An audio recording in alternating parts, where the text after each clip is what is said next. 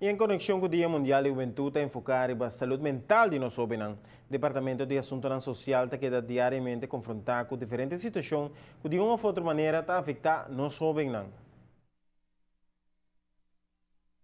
Tem top 4 problemática onde ko emocionanta também a petição de ajuda também se canos nanta mas tanto violência doméstica com nanta experienciar na casa suppletamente bringamento edalmento e gritamento entre e maior nós tem a relação entre maior e eu essa mas tanto ta ku nanopor comunicar com e maior e mas tanto essa tinha a ver com a fase de desenvolvimento que emocionanta ding no foral e pubers tem problema de comunicar com maior não sabe como anda com essa tem parte de trauma onde ku nanta experienciar evento traumático nanta queda com o stress dor de essa e nós temos também abuso sexual.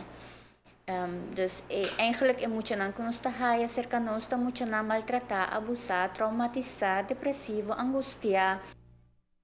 Saúde mental de nós jovens é tópico de aqui para o que trata o day e segura ruba também está sentindo efeito não dias aqui. Hoje em dia a juventude tem hopi reto, não? E não solamente é parte de escola e família, pero é hopi mais, não? É parte de cultura, é parte de economia, finanças, onde é maior também tá eixo, que nanta garga hopi problema que eigenlijk não tá suposto garga, nanta hobby não que tá garga peso riba na escola, não?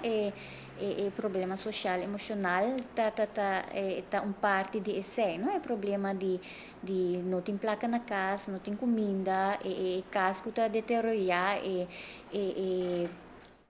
abuso com nanta macme, não é pleitamento entre é maior, não é divórcio, não é bia maior nanta divorciar sem ter em conta que o emocional sofre com esse, não? Então, esse também tá que nós está aí hopi petição pele, não? Como se não que poder com esse.